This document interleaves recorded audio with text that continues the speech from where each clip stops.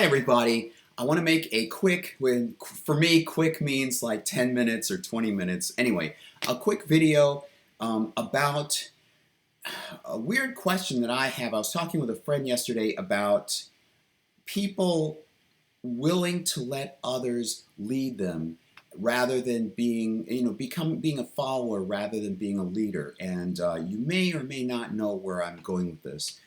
Yes, I'm wearing a jacket. Number one, I'm headed out to get a stamp to mail my taxes. Yes, I'm one of the few people, I guess, who actually still mails paper taxes out. And two, I'm wearing a T-shirt that has a name brand of somewhere I worked. So I don't want to cover that just to be on the safe side. So anyway, and of course, people, go outside and they're wearing jackets when they film videos. So anyway, all right. Growing up, I've had a sense of self-esteem, a healthy sense of my own awareness and the good qualities I have, and I want to make a difference in the world. I believe that I have good opinions. I have good opinions isn't the right word. I have good ideas about how to change the world. Um, I am convinced in my own, let me see, I strongly believe in the things that I promote and that I personally would advocate for. So I don't know how to get political. Let me see. I was talking with a friend yesterday, and we were talking about this bizarre phenomenon where somebody would vote for a politician. Let me see. Would vote for a politician even though they don't really endorse the politician. I'm trying to remember how it goes. So that if they if the politician does things that's counterproductive to what they want, or it's unpopular, or does crooked things, weird things, then they they can criticize that. I can't remember exactly how we were wording it, but it's just weird that some people just go on the bandwagon even though they don't really know about um, the topics that the politician advocates for, um, and it's not just politics. Um, I guess at the beginning, okay, here's where the conversation began. Um, I had emailed someone else about this thing. I am not an atheist. I'm a Jew, and I don't believe that the Bible is historically accurate. However, that doesn't mean that the when I say Bible specifically, I'm talking about the five books of Moses, or the also known as the Pentateuch. Um, I I don't believe that's historically literally true. Excuse me, literally true, and that places me in a weird corner. I'm not an atheist, so I'm not in the group of people that say that the Bible is meaningless or worthless. And I'm not in the group that says that the Bible is literally true and you should believe every word of it. I think actually I speak for a majority of Jews, or the Jewish mindset, where I think there's philosophy in the Pentateuch, or actually we would say Torah, the five books of Moses, and there's a lot of allegory. My friend and I, in the conversation, were saying that we were agreeing that people can't understand or just they don't understand allegory anymore, and that's distressing. I made a video shortly before this one about people's short attention spans. That's distressing, and I think the two work hand in hand. Um, so I have another friend who asks, "Oh, where's the evidence? Oh, show me the evidence. Whatever you like, Bigfoot. Well, show me the evidence." And he's up there in age, and so about the Bible, I believe that from having studied it for a long time, and not only it, but outside sources examining it, and these are Jewish sources. I mean, Jewish scholars. It's not like Christianity at all, or at least my take on Christianity at all. Jews aren't afraid to, in fact, they're encouraged, the religion encourages them to examine the text and come up with different um, interpretations, and that promotes discussion. And the more people, the more discussions you have, the more interpretations you have. There's a phrase that if you get two Jews, it's kind of a joke, if you get two Jews in a room, you'll get three opinions. um, so this scholar, I think, is on the right track. His name is Moshe Klein, or Mel Klein. Moshe being the Hebrew name for Moses. He runs a website called Chaver.com, CHAVER.com, and that relates to comrade or companionship, especially when you're doing study of biblical texts or Jewish texts. So he has this website, and he's published a book. I read it online. I believe you can still read it online for free. That's what I did. But that was before he published this book. I don't want to say read it online instead of buying the book. I feel a little weird about that. But I think you should still be able to go online if you want to and just read through the book. Anyway, he notes with Hebrew grammar and Hebrew phraseology and wording and everything. You can't look at English translations. You have to look at the actual Hebrew text. There are cues in the actual Hebrew text that clue you in on how these verses can be arranged pictorially. So there are two ways of reading it. There's a linear way, which people are just assume or presume it should be read as. And then there's a pictorial way where it's broken down into what scholars call pericopes.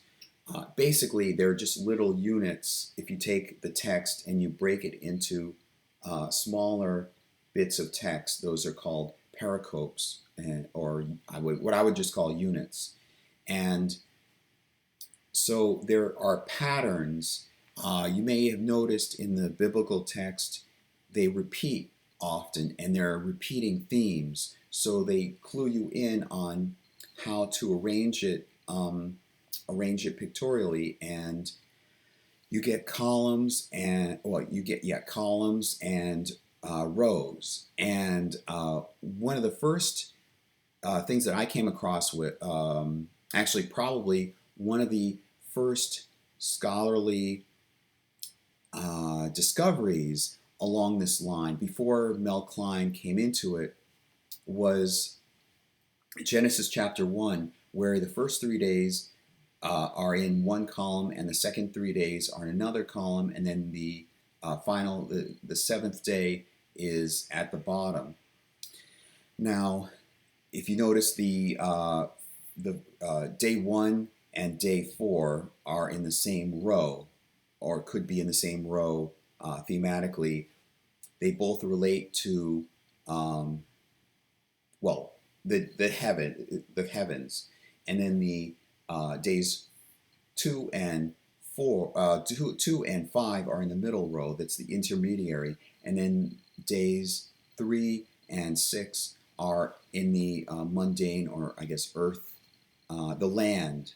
So you have heavens, intermediary or sky, and land.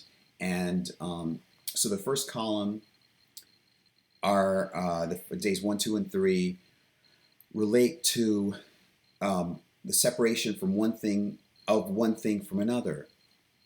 And then the second column refers to naming of things. I believe they're just simply created. The naming things. So in the first column, at the top of the first column, it's separation of light from darkness, and then light is named day and darkness is named night. And then the second one down is the upper waters and lower waters being separated, and one is called heavens and the other is called the seas. And you get the idea. And then the second column, you have the creation of the stars and the moon, or the great luminary and the great luminaries and the lesser luminaries, something like that. And it clearly parallels day 1, and then day 5 is creation of creatures of the air and creatures of the sea. And that parallels, and I don't think they're, as I recall, they're not named birds or fish or whatever. It's literally the creatures of the air and the creatures of the sea. And so that parallels day 2, where the waters are split. And then, so anyway, basically it creates what I call a matrix. What I mean by matrix is that you have units and columns and rows, and not only that, but the location of each unit within this matrix grid carries extra context. You can see extra meaning in terms of which column it is, in terms of the shared traits of all the units within one column and all the shared traits within the same row. You can gain extra meaning in terms of where that unit, which location that unit is in. And that's the premise of Mel Klein in his book. And he goes far beyond this. But so within each unit, you can also have smaller matrices or grid patterns. And so you can see how it is pictorially. And actually, each of the 5 books, the pictorial layout seems to depict images. Like one is of the campsite, another is of like 2 perhaps tablets or two things side by side with something in the middle, which I guess could be the 2 tablets. It's very intricate. It's not just a matter of breaking it up. Oh, I broke it up into broke up the verses and arranged them somehow. There's a pattern when you look at it pictorially. This like diagonally corresponds with this, and there's symmetry. This matches this, even though there are other columns. Like Leviticus is the best, most organized example of the formatting like this. Anyway, I don't want to get into that. That's for another discussion. But so I have this older friend, not the friend I had this conversation with, but another friend that we both know. And so he's always saying, well, show me the evidence. And he's a good-natured guy. I don't want to besmirch him, like maybe watching this. No, I can understand where he's coming from, like especially if he's heard over and over preachers basically saying, preach the good word and you've got to believe this and so forth and all that in his background and so forth.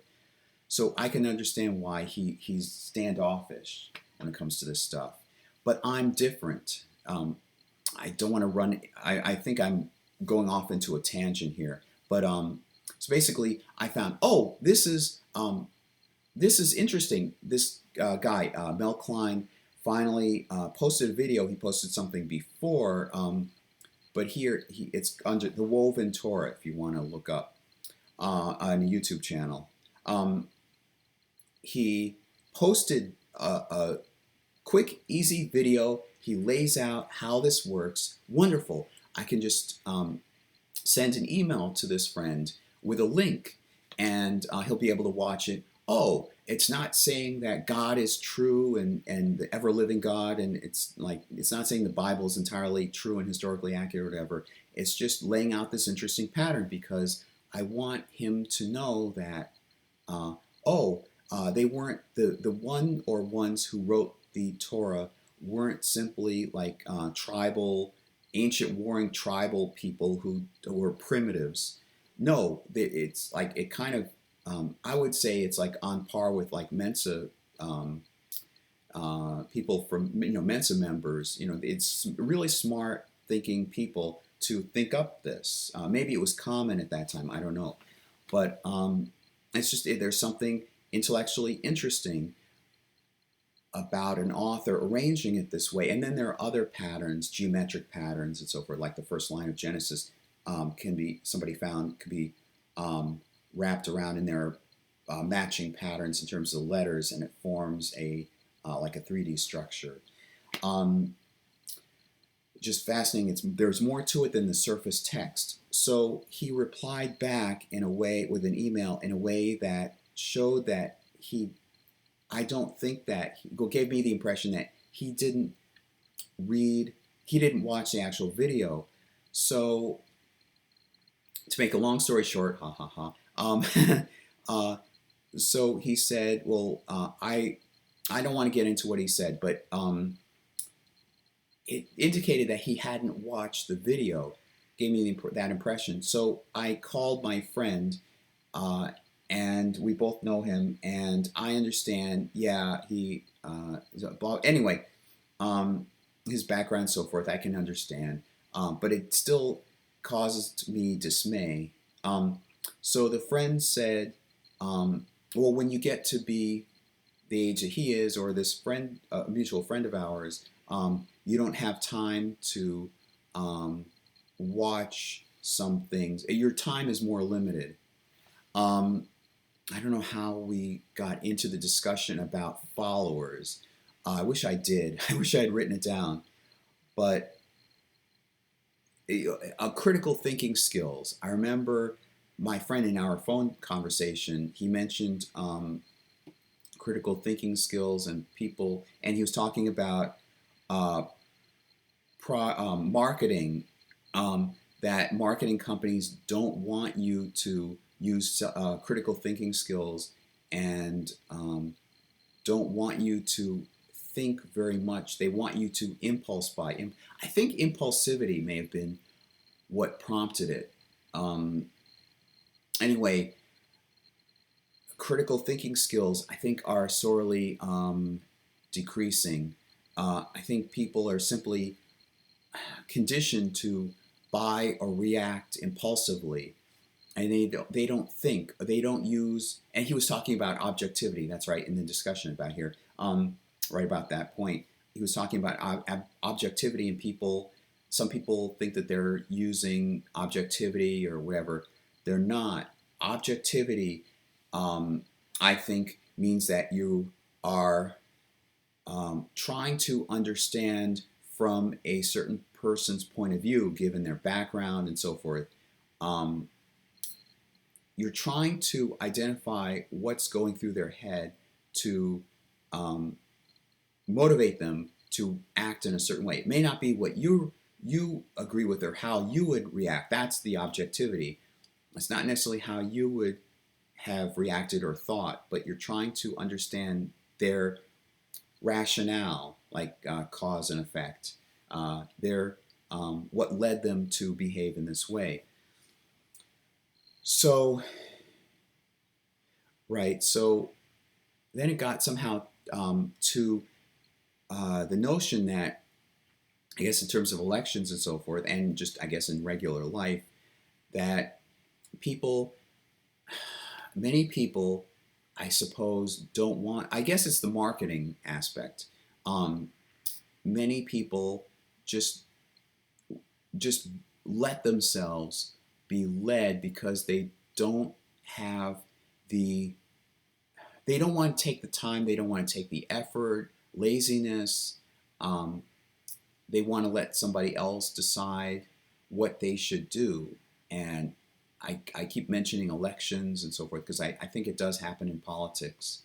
Um, so I don't know. It's very alien to me because I I grew up just naturally having a strong opinion. I think I would like to say usually a strong informed opinion, but a strong sense of a deep sense of what I think is right and correct and how things should be. It's not to say that I push over other people. I'm willing to let other people voice their opinions and so forth. But I feel a lack of control. Like I feel a lack of autonomy.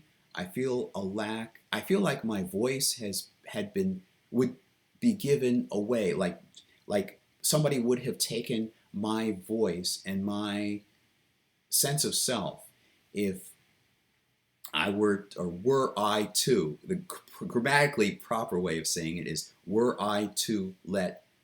um, were I to follow someone else blindly. So I hope that's clear. I think that's all I wanted to say. I wanted to make this short, and so coincidentally, this wasn't planned, but coincidentally, I do want to make that video about cults and destructive cults and so forth, and how I would design a cult. Not that I would want to, but there is some curious, creative, I'll say very much creative interest, creative fun in how I would design a cult. All right, so see you then, hopefully. Bye.